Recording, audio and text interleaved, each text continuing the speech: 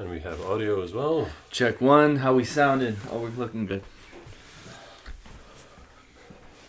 Which means that the video is only a couple seconds behind.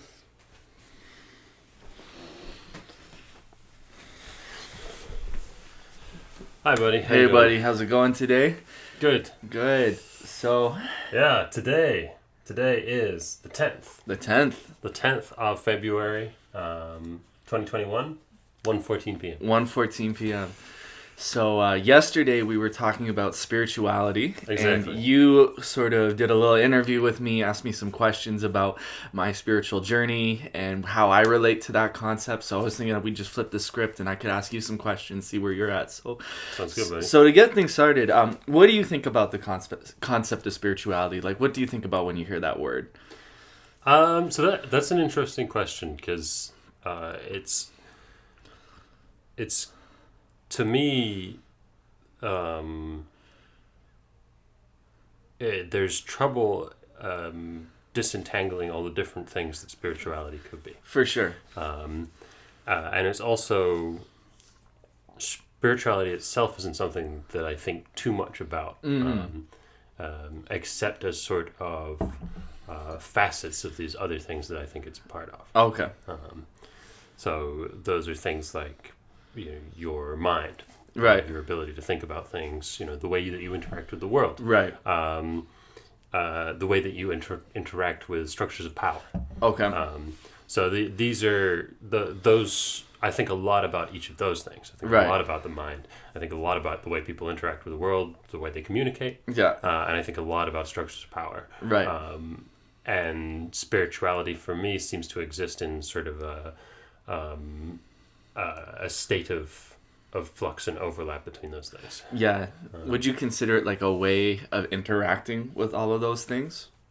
Or a way of thinking about how to interact with all of those previous categories that you mentioned?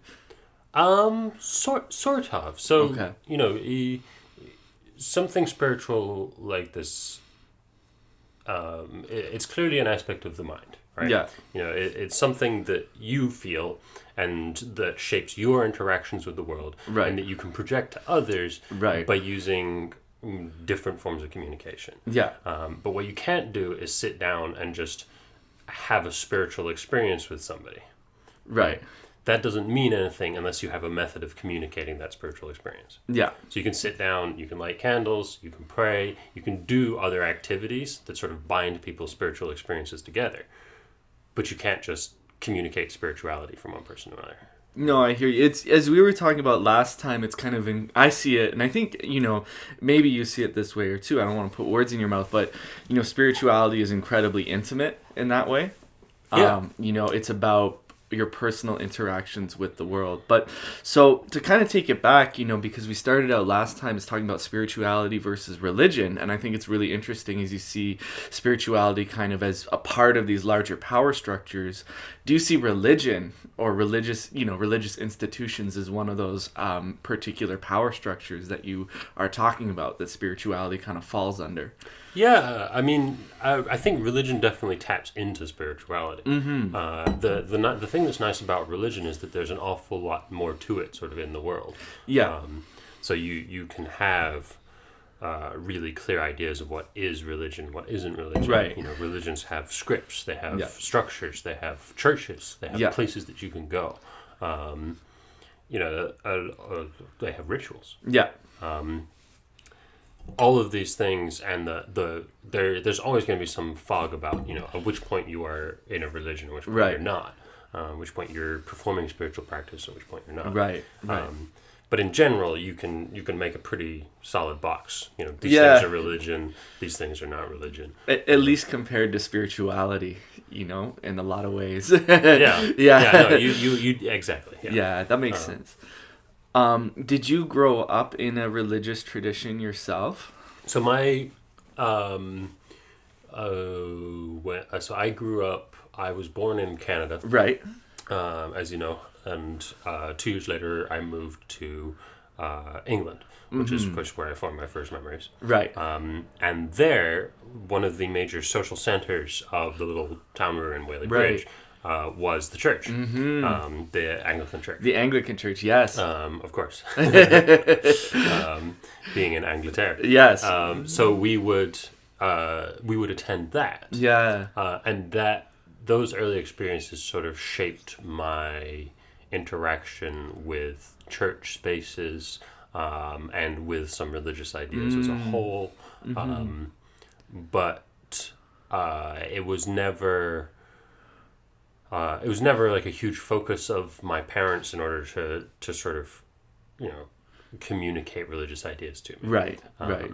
There were a couple people in my family who tried that sort of thing. Yeah. My great aunt Betty, would send us little Bibles and Right. just do the sort of the standard kind of stuff. Nice. Yeah. And she was quite a religious person. But in general, I might have even attended a day of Sunday school at one point. I was gonna ask. Because I think, or maybe even 2 days, but it was never a consistent thing that I remember. Okay. This is a long time ago. Yeah, totally. How old were you at this point when you were sort of, going to church, somewhat regularly or however it was? So I remember being fairly consistent while we were in England, and then after that it drops off. So all of these memories are, there's a couple more moments where we sporadically go to church afterwards, but, and then of course there's always weddings, funerals, that right. sort of thing. But this early period is from 2 to 8. Right. So I'm very young. I'm the same age as the kids Janine is looking after. Yes, exactly. A hard time for a young person to sit in church, I must say, based on experience. But maybe your experience was No. It's very. It's very dry. Yes. It goes on for a long time. And you have a little schedule, and I'm sure every church-going kid in the world has had the experience where they've looked at the schedule and they feel like it's only X number of pages. Yes. And then they open it up and they realize it's actually 2X number of pages. And those hymns take so damn long to sing. It's true. That was actually one of the few things that I really enjoyed participating in, because singing is much just, at least at that particular place at that particular time, is much more of a thing then than in any other school system that I encountered the rest of my life. Right. So we all had a music class, but it was all just sort of us sitting around singing songs. Right. From a very young age.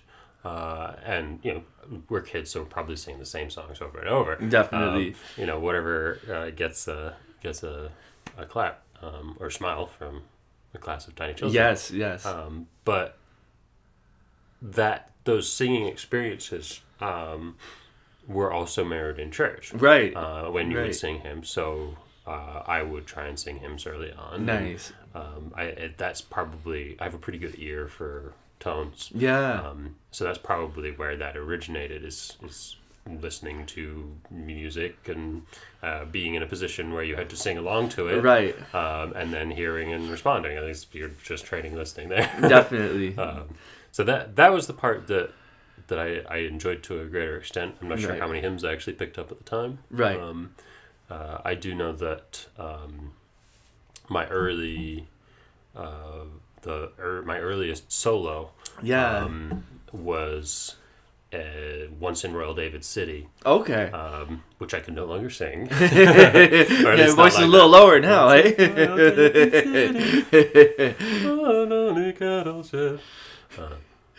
You gotta really stretch those vocal cords. Yeah. We're the manger for a baby. And I still kind of remember the words, but I remember two things about that. Mm-hmm. One, I remember practicing with my mother. She would play it on the piano. Oh, nice. And I would sing along. And two, I remember the actual performance. Right. I remember being jealous because you're a kid and you don't understand things very well. Right. But there were 3 kids who got to sing together, and I thought that was more prestigious. Being a soloist. They were singing "We Three Kings." Oh, okay, got you. So that stood out. But that is a huge amount of my church experience. Yeah, absolutely. Going to church semi-regularly back then, singing in church. I do remember we had a pretty solid, I forget what they're called, pastor, Right. vicar, church guy. The only time I ever really encountered pastor, vicar, whatever they are, Right. that, spoke in a way that interested me was actually a guy in Toronto who we encountered a couple times and who actually married my parents, I think. Oh, wow. But his name was Malcolm. Malcolm, okay. I forget his church Okay. downtown. It's But one it was of the big ones. Anglican? I think so. I don't Okay. know. It's probably not Anglican because we're over here now. Okay. There's still some Anglican churches around here, but it's not quite the scene I imagine as back across the pond, eh? Yeah, I think for my parents, and certainly the way my mother relates to religion, it would have been purely a sort of a social decision. Yeah, and it seems like for you it was really social, singing with other kids, learning how to sing, getting that experience. So in that way, sort of the religion or this particular institution of religion like filled that kind of role for you of being like a social enhancement or a social sort of catalyst, getting you as a young person to go and meet other young people and do something really cool. Yeah, I think this is one of the reasons why it's easier to define what is and isn't religion, is because to a certain extent, no matter how religious the individual is, right? If they're going to a certain place at a particular time and doing certain activities on a regular basis, right, you kind of go, you're participating in a religion. Exactly. You show up at a church every Sunday. You look like you're worshiping. You sound like you're worshiping. You go back home and praise Satan. Yeah. And nobody knows. Yeah. You're still going to be counted amongst the congregation. No, absolutely. So that's why I think the different, especially for me who doesn't really feel that spiritual. Yeah. Or doesn't seem to have found what people consider spiritual in their lives. Right. That makes the differences clearer. Yeah, so you might consider yourself a religious person in the sense that, you still, before the pandemic, were going and singing at a choir. You were still participating in kind of a church activity, even though you weren't necessarily going to services, but you were still participating in the institution of a religion. In that sense. That's an interesting question, and it's kind of, it's about where the bar is for that sort of thing. Yeah, absolutely. Clearly, and yeah, you're totally right. I was a member of the Toronto Choral Society. That's right. Which I believe is the oldest choir in Toronto. Mm-hmm. And not that hard to get into, especially if you're a bass or tenor. There's no auditions. They're begging for people with deep voices. But you're also pretty damn good, so you should pat yourself on the back for that. And just real quick for fun, like what you actually performed a piece, right? Yes. Yeah. Can you talk a little bit about that? You're running me up against the wall a little bit. We performed the Messiah. Yes. At Kerner Hall. Right. Which is a beautiful hall in Toronto. And pretty religious, if I may say so. Kerner Hall isn't religious, no, but the Messiah piece certainly itself, is. Yeah. I'm just having fun with you. No, I mean this is where things get interesting, and, right? And I would, in the sneaky way that I have, I would say that these aren't religious activities; they are cultural activities. Cultural activities, okay. Because I think you can sort of jump the gun a little bit there, right, and say, I'm engaging in a cultural history, right, that happens to have a huge amount of Christian religion in it. Right. So it's hard for me to engage with that cultural history without also performing some religious practices. Totally, and I think that's very valid. I remember hearing the first time from, people we went to high school with that they were culturally Jewish. People identified as culturally Jewish. They didn't necessarily believe in or put a lot of stock in the religious aspect of it, but they liked the rituals, they liked the social aspect of it. They liked, the cultural history and tradition that they were a part of by enacting those kind of ceremonial things. And I think that's a very valid way of participating in kind of that institution of religion from a kind of cultural standpoint. Yeah, I mean, Judaism is fascinating, and a huge amount of like as Christians, you don't need to help them carry the flag. Yeah, no, you definitely do. Yeah, there's plenty of flag bearers out there. Yeah. Or cross bearers, perhaps. Yeah, exactly. But if you're Jewish, yeah. then there is much more of a cultural pressure to maintain Judaism. Absolutely. And and that means that this is the sort of Jewish identity and the way it interacts with the world, for all sorts of reasons, I find fascinating. Right. And at a certain point soon, I want us to do an episode on Israel-Palestine. Sure, yeah, absolutely. This is not the moment to get into that topic. But the idea of who is Jewish and what it takes to be Jewish, right, is just a continuing question that this community just kind of runs with and bears, and each section of it has its own idea about it. Yeah, absolutely. So for some particular types of Jewish people, the idea of being culturally Jewish is ridiculous, and right, either you are Jewish or you ain't Jewish.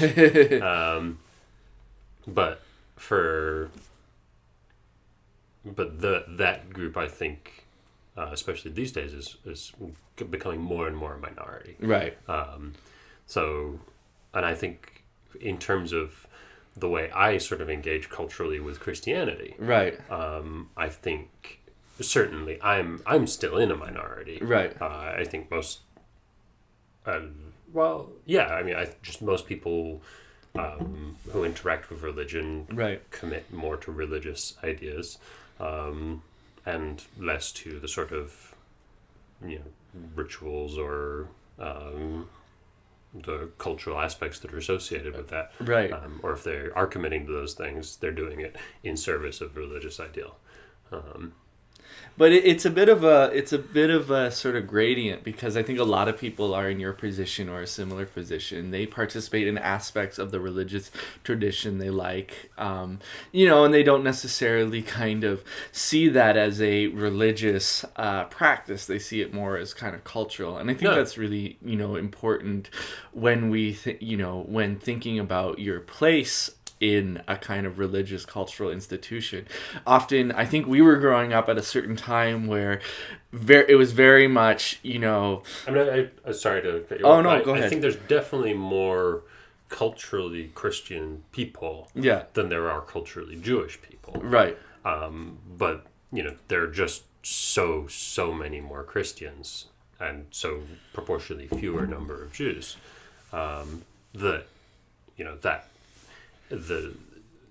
that when you are sort of comparing yourself within your religion, right, it often feels like you're outnumbered.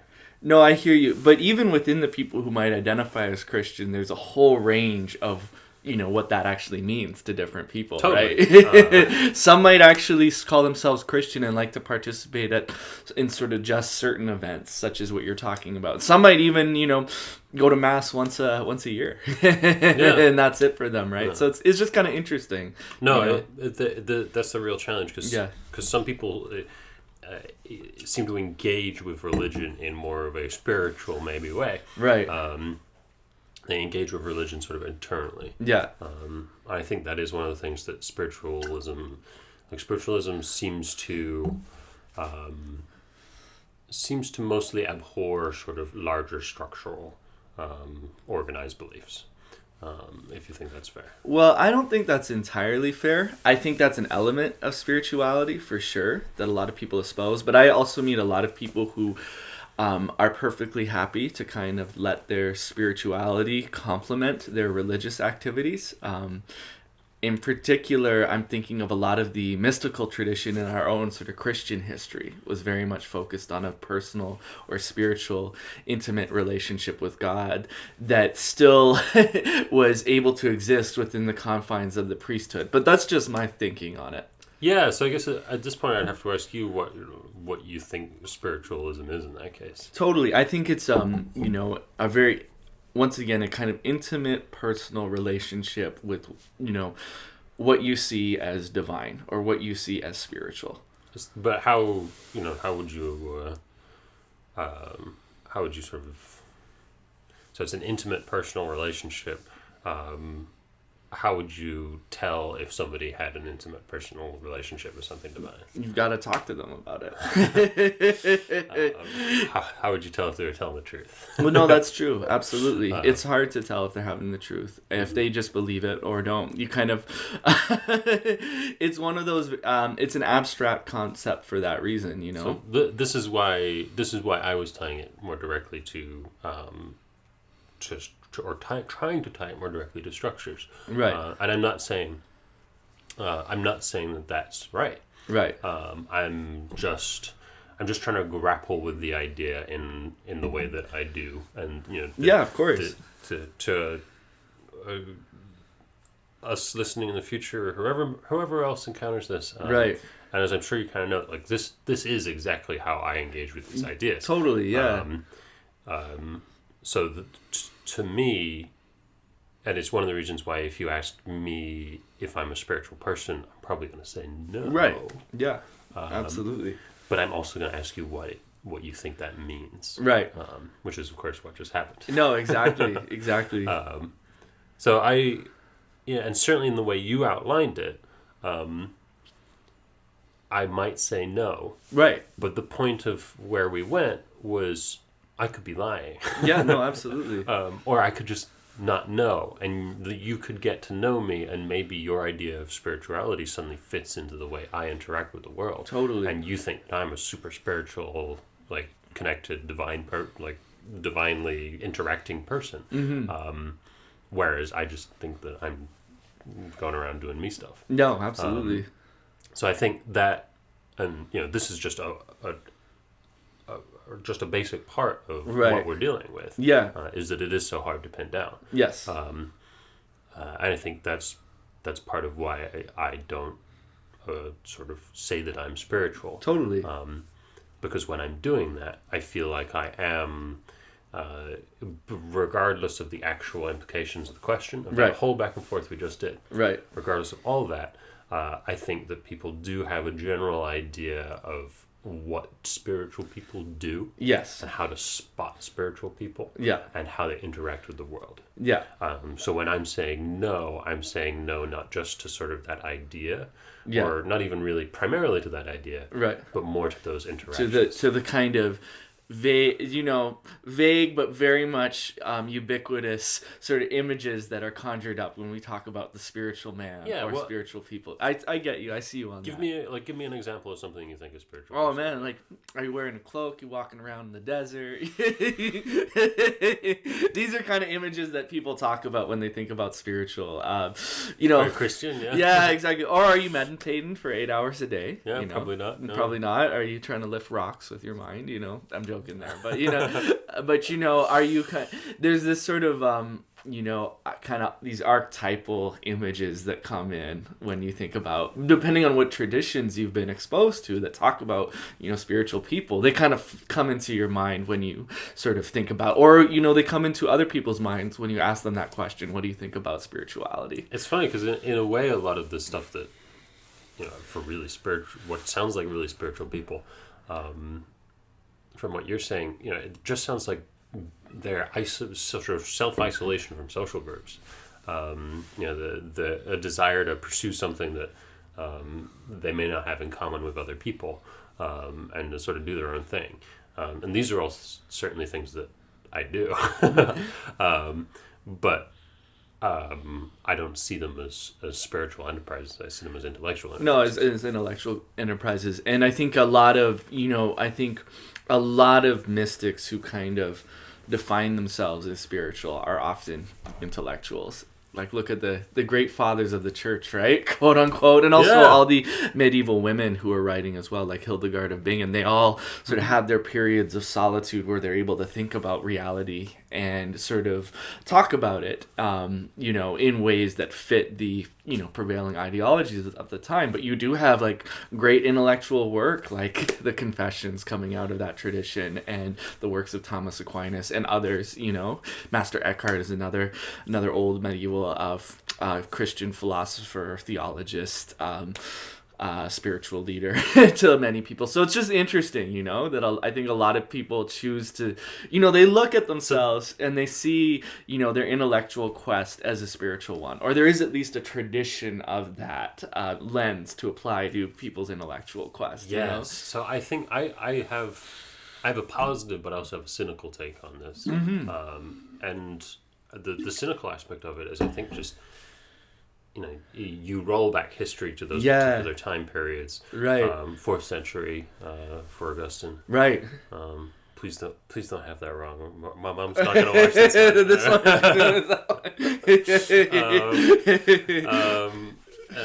So, that is a period where your ability to pursue intellectual pursuits is pretty darn limited. Yes, absolutely. If you are of natural wealthy background, right, then you can do whatever you want. Right. But if you are on the borderline of that, or just simply not that wealthy, you need to find a way to get that sort of funding in order to not have to spend the rest of your life feeding yourself. Totally. So, the intellectual pursuits take up a real amount of time. Yep. And they force you to engage with ideas and to go places and to sacrifice things in order to learn that stuff. Absolutely. You have to figure out who people are. You have to write letters. You have to show up and attend seminars. Exactly. These basic aspects of communication and education have been going on for thousands of years. Right. So, in a way, if your options are wealth, religion, or nothing, right, you're going to get a fair amount of intellectual progress from people who are religious. Absolutely. Absolutely. And of course, wealth and religion have tremendous overlap, as we know. So that muddies the picture even further. Right. But I hear you on kind of the cynicism of that. And I think the muddied water image definitely comes to mind when I talk at you, because one of your sort of gifts is that you like to think about concepts and almost clear the water for people, help to sort of help people sort of separate things into different categories that can be better thought of, right? That's a good gift. But with concepts like spirituality, they're really hard to do that. So I totally see you on that. That's why we did the little thing earlier where we cleared the water just in order to muddy it again. Yeah, exactly. I just don't, it's a challenge. I don't participate in religious things. Right. Except for this church Except stuff. for the choir, I do a little bit of meditation. Right.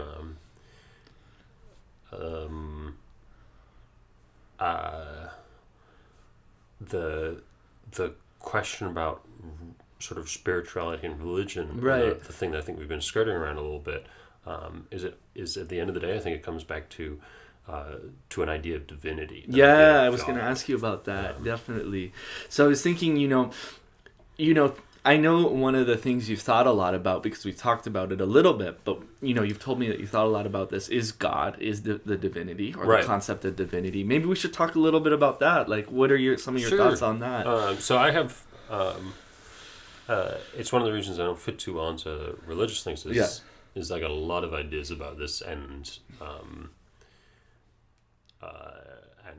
most of them are heretical. Totally fair, But I think the idea of God that most people have, right. Again, we're in a position where the waters are muddy and it's very hard to see what's going on. Right. But you track things through history. We're doing this ancient history course together. Yeah, exactly.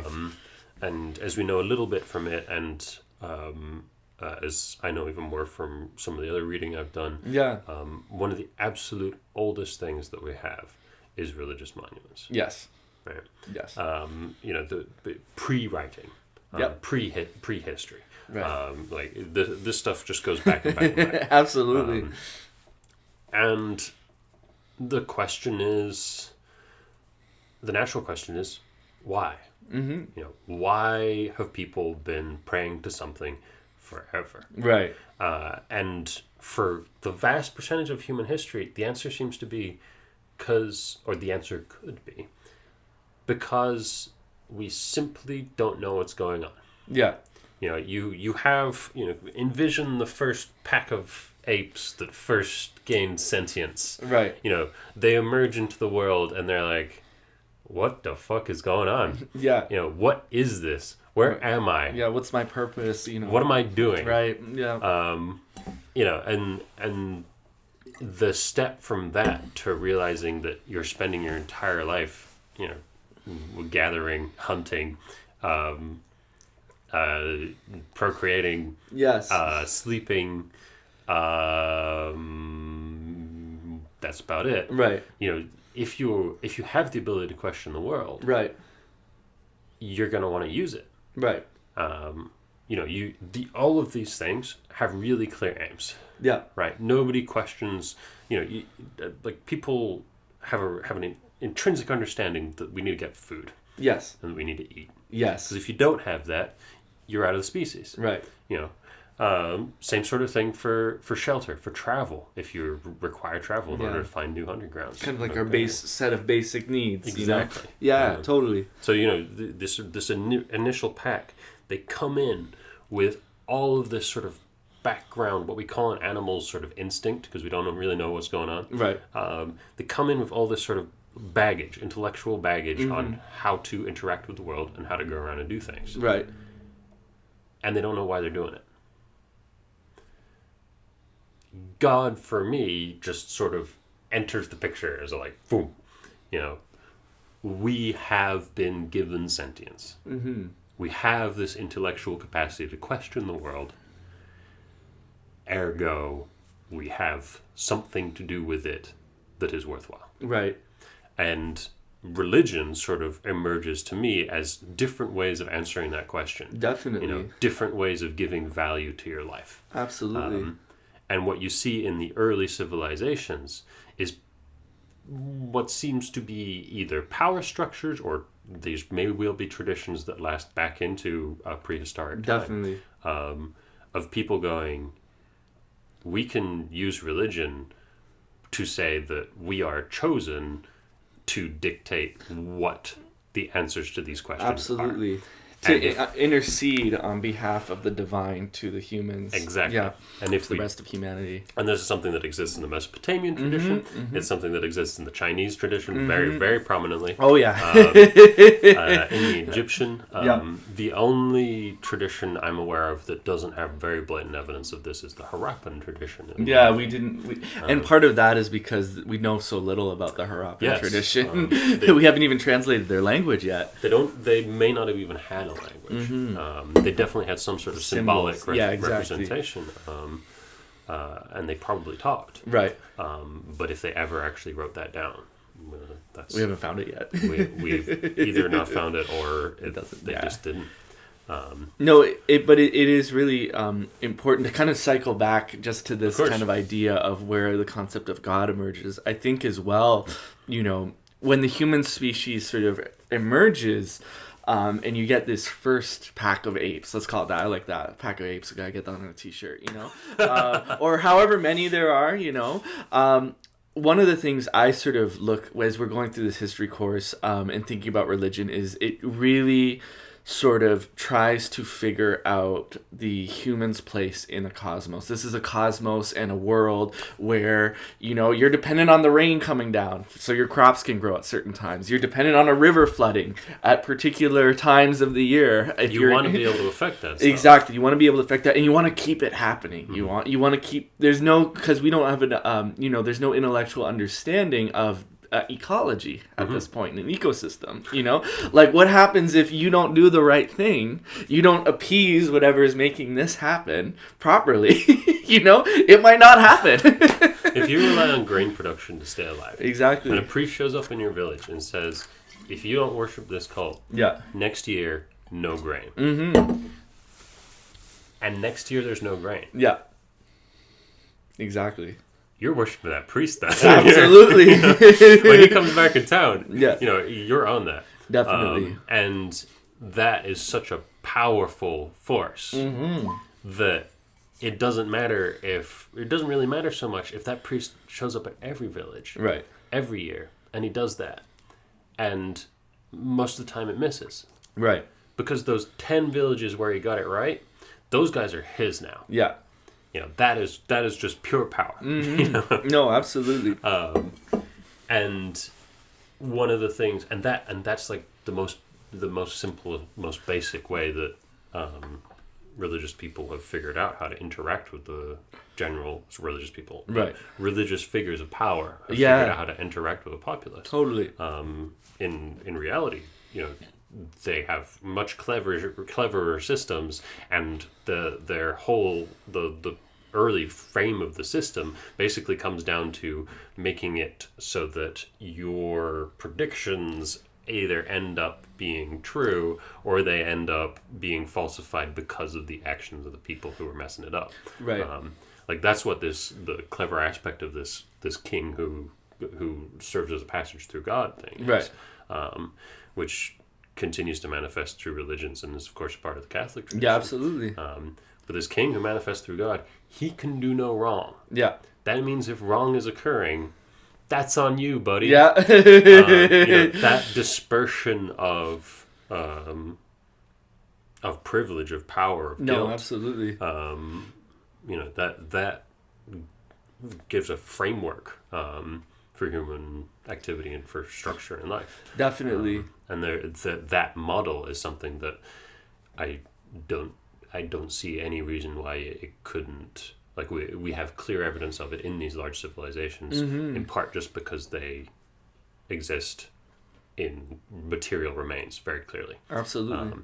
But I don't see any real reason why that model isn't just copied directly from smaller systems throughout. In that book human of prehistory. Sapiens, by Yuval Noah Harari, talks about this. It talks about one of the first sort of identifying characteristics of sapiens, our species, is that we talk to each other a lot. Yeah. We gossip, we talk about things, we form communities of maybe, as we first become sentient, they talked about communities between like 100 and 500 different people at one. These little bands, these little packs of apes kind of roaming around, and, they talk to each other about reality. And they figure out what is going on with reality. And you can't not talk about reality on a basic level if you're trying to feed yourself. Exactly. And the remarkable thing about the way human beings have evolutionarily been set up is that our mouths aren't connected to our hands. Right. We can do stuff and talk at the same time. Definitely. We can walk around and talk at the same time. Yeah. If our mouths were on the bottom of our feet, maybe humans would never have done anything. Yeah. Same brain power. Yeah. But no time to No talk. time. Or maybe they walk on their hands. No, it's fascinating. But to circle back to Sorry, no problem, because I think this would be fun to sort of return to a history episode. We've covered a bit of kind of proto and early human history, which is really fascinating. But to circle back to this idea of God and divinity that you've thought a lot about. You think about this at its origins. Let's play with that a little bit. So humanity develops to a certain point. So I think about the interactions between the way people work and how, basically the question I'm asking is, there's this idea. Yeah. There are these physical remnants associated with the idea. Right. The religions, spirituality, all of this other stuff that seems to connect in some way to this idea of the divine. Yeah. Right. Why there's no in the world of ideas, there's no reason why an idea can't just emerge. Yeah. And for there to be no real cause. But this idea is so consistent and so prevalent and so powerful for so much of human history down to today that it seems like there should be better reasons. There should be actual things, if not reasons for the idea to emerge, reasons for the idea to have such power. Right. So that's what I'm sort of think about when I'm just musing on this topic. Right. You're starting all the way back at prehistory. Right. And a small tangent to this. Freud wrote a book called Moses and Monotheism. Right. I think I'm missing a word in there, but Moses and Monotheism is Right. close enough, and he touches on a lot of this stuff in there, and it's very convincing. But I don't think he's right, but man, Yeah. he says a lot of interesting stuff, Yeah. and just how he talks about it is interesting. Right. But anyway, so you have this idea of God, and the question is not just where it came from, Right. but also why it is so prevalent, why it has so much power. Right. And as you shift through human history, and this is part of the reason we're learning human history, Right. is not just so that you can track what happened, but so you can track ideas. Yeah, And totally. see how ideas Absolutely. emerged and evolved. You see religions emerge that use this idea of God to have power over people's lives. Right. They see that people will respond to it. Right. And then as time goes by, people get used to interacting with an idea of God. Right. And when you get used to an idea, that basically just means you've learned it. You've learned some information about it. So as people learn this information, as they pass it down, whatever it happens to be, it's Right. just some information about God. That all of a sudden makes a base for people who are smarter or who are thinking more about God to ask questions. Mm-hmm. And as people start to ask questions about God, more answers start to emerge. Right. So that's like this basic process, this sort of long the first pack of apes asks a couple questions about the world. Right. They produce a general idea of an answer. Right. That general idea evolves into a divinity. Yeah. And then that questioning process of divinity versus Right. people worshiping divinities, Definitely. that gives rise to new ideas about God. And just to kind of just briefly interject, even when you kind of go to these sort of proto or small early human bands or early sapien bands, there are sort of some evidence of spiritual leadership within those bands or religious leadership within Right. those bands. There's people who kind of have a better idea of what God is than others. And they're, as we talked about, they're kind of, people go to them in order to ask the questions about God. This is always important to note that one of the most important things about God and about religion Yeah. is its ability to retroactively claim things. Yeah. So that's something that, again, muddies the waters. Right. And that there's endless examples of this. I'll give you one of the most obvious ones. Right. The Christians, their Bible comes after the Hebrew Bible. Right, exactly. They're scooping that tradition in. Totally. Right. This sort of retroactive way of claiming these old beliefs, claiming these old things, fitting them into their idea of God. Absolutely. This is one of the things that makes religion so fascinating and also so difficult to track through history. Right. Because people could be doing things, and because when you're doing a ritual, Right. maybe you're associating it with God, Yeah. or maybe 200 years later, everybody started doing that ritual and associating it with God. Right. No, Hard to tell. absolutely. But to bring it back, so we've Of got course, this, because I want to keep on this. We have this sort of idea of God emerging as this almost gift that keeps on giving, right? This idea that keeps developing. More questions get asked about it. This whole understanding of what God of what God is, gets further and further explored and further cataloged into increasingly powerful religious institutions. Right. And then throughout, my history as a whole is pretty shoddy, but I got a pretty decent idea of the religious history of the monotheistic religions. Right. And the Jewish idea is you have a ton of rituals, you have a whole bunch of stuff that you can see in all sorts of different religions. But you also have this idea of this one God. Right. This singular God. Right. And there are no other gods. Right. This is really cool. Yeah. This is something new. Absolutely. Right. That idea is obviously just the basis of monotheism. Yeah. And as Christians enter the picture, depending on who you talk to, they add or subtract. Yeah. But in general, I think if you look at the evolution within Christianity, what you see is something that hasn't happened quite so clearly to me in Judaism, which is that this idea of the one God has suddenly been reopened up to just a vast quantity of interpretation. Yeah.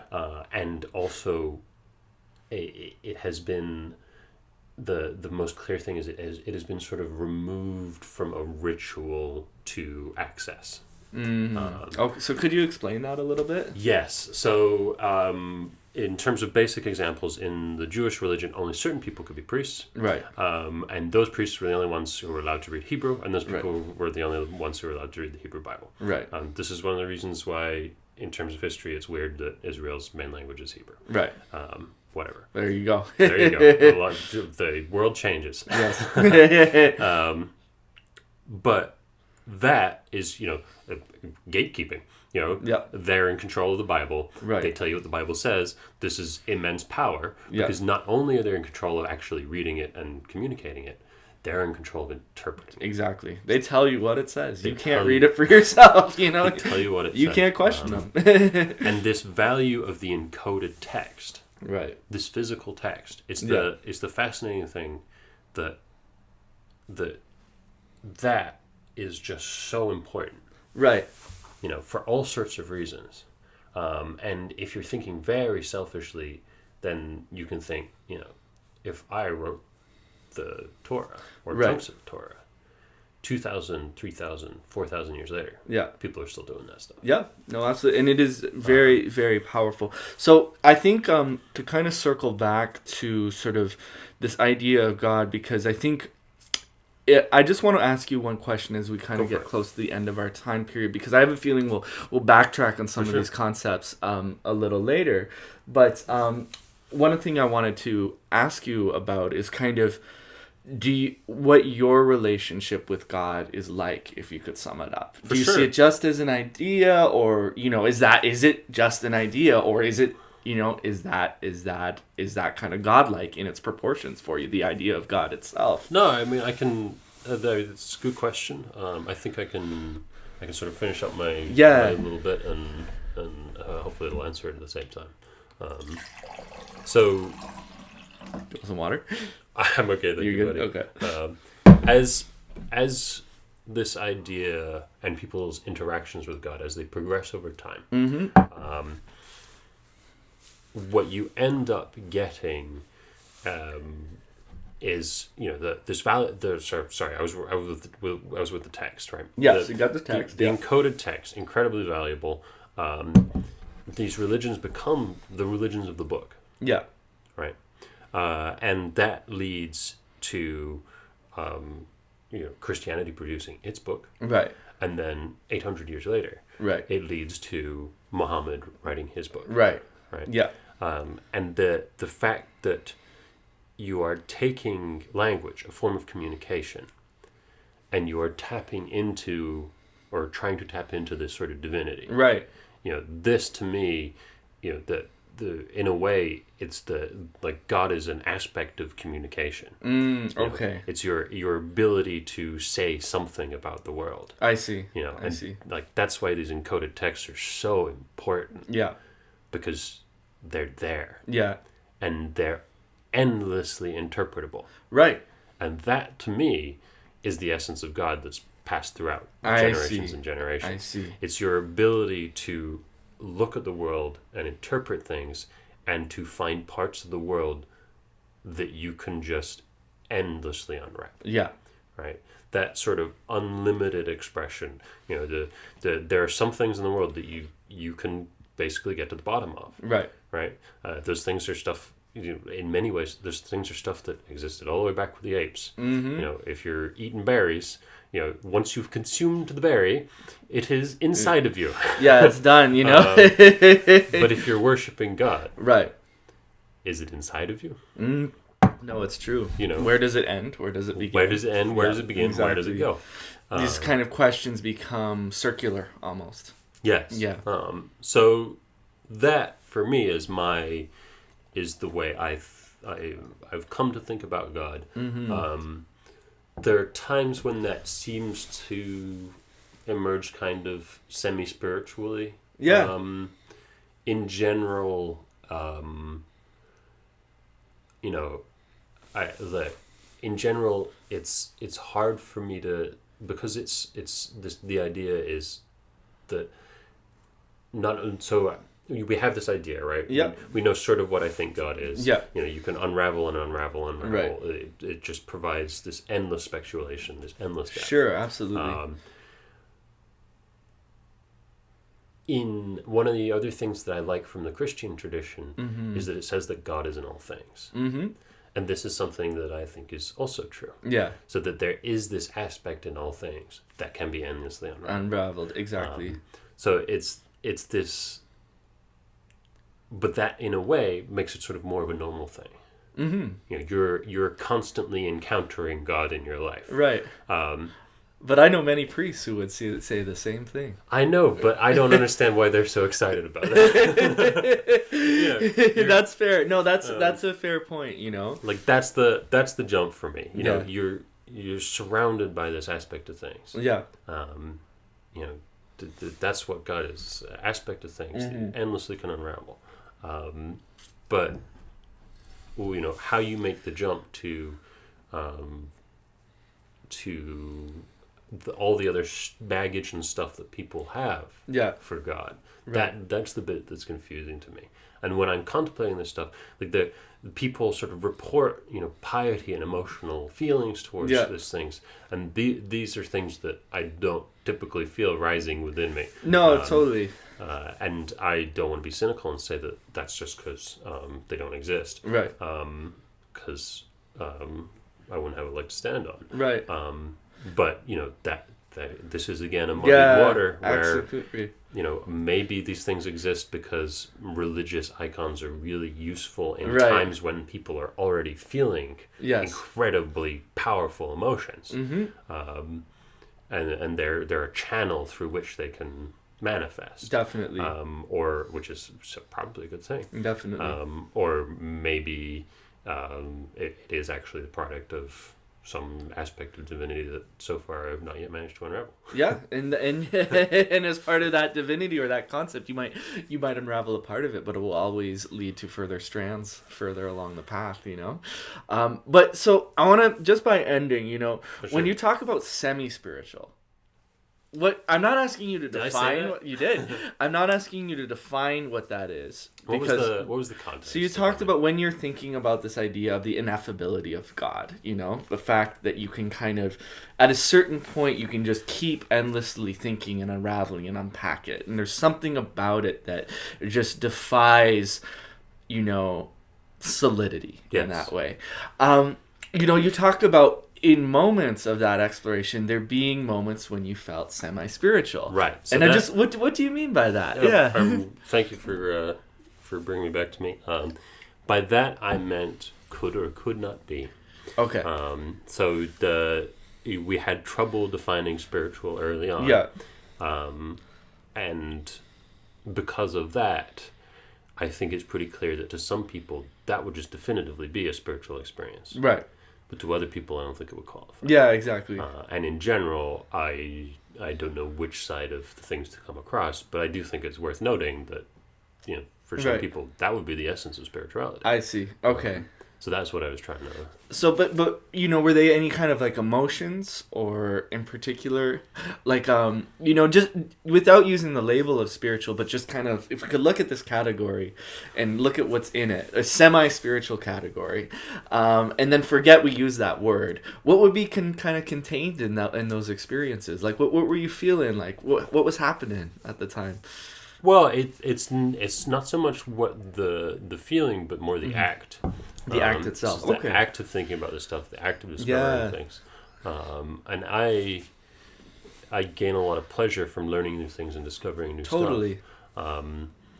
And almost all forms of discovery and learning, based on our definition of God, can be routed through God. Right. And this is a tradition, like I'm not the first person to notice this. This is a tradition that dates obviously all the way back to the muses being invoked at the start of ancient Greek literature. So that's I kind of... Yeah, no, I hear you, but it's in the act of contemplating this itself, this quality of God. Yeah, no, I hear you on that. I think I've also... been there, and when I contemplated, divinity, or the concept of divinity on that level, as this kind of endless, bottomless well, that you could just keep dipping down, and it is never emptied. I have also felt like just awe. Yeah. At that, so I'm not saying you felt awe, because I don't want to put words in your mouth, but that kind of experience of just contemplating that, I would definitely call, for me at moments, incredibly spiritual for myself. That's good to know. Yeah. And I think a lot of people do feel that way. And I think a lot of people do feel that way, yes. I mean, I enjoy, that process, and I enjoy trying to figure out more. Mm-hmm. So...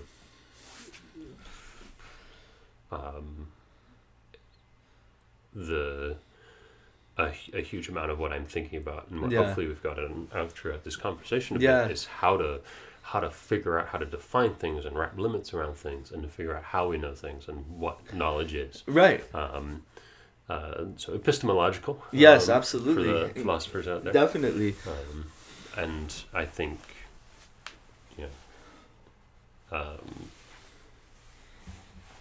I can understand why people have wanted this concept in their lives. Yeah.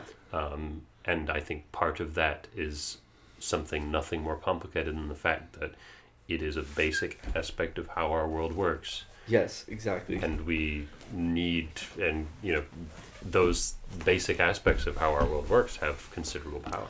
Completely, absolutely. So I'm just stretching there. That's okay. Yeah. Legs are feeling a little bit, but so to kind of wrapped up, because I'm totally with you, and I think part of the at the same time as you're defining what is definable, you also have to relate to what is undefinable.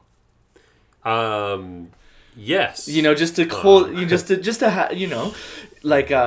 so I think that's just kind of one of the two different halves, or two different pursuits that are not mutually exclusive. Is like to keep trying to know what you can know, and keep trying to think about what you can know, and keep trying to bridge that gap of knowledge, but also to relate to the ineffable or undescribable or the endless quality of the reality that we live in as well. So I'll leave you with, I think, one of the things that I think is the basic aspect of the way the world is. Yeah. And that is that no matter how well you define something, there is always an aspect of something undefined. That's right.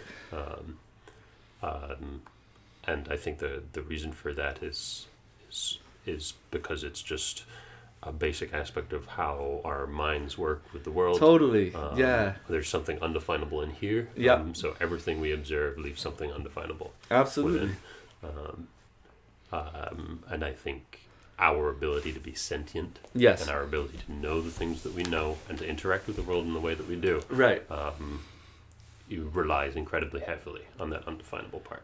And I think that's a great spot to kind of just not necessarily end this discussion, but just branch it off for now, and we can come back to these themes later as we continue our podcast. Sounds good, buddy. But yeah, thank you. But I want to ask you once before you go, like the question you asked me. So where do you see sort of these tributaries of thinking traveling in the future? Where do you see yourself kind of in a few years in relation to these kind of concepts? I would really like to. I would really, really, really like to. Work more with this stuff. Okay. I am, as you know, I'm doing a big sort of research project right now. Yeah. And these ideas all have a part in that. Right. But they're not the sole focus. Right. So I think in the future I'd like to look back and see that I have completed my general study project. For sure. I've produced the thesis that I'm thinking about and writing right now. Right. And I would really like to also have an opportunity to explore this overall concept and focus more on not only the historicality of right. God and how it has changed over history, right. But what I think it actually is and totally. how it interacts with the rest of the world. Totally. That's awesome, man. Thank you, buddy. All right, thanks for another great episode. That was a good one. And we'll see you all next time. Yeah.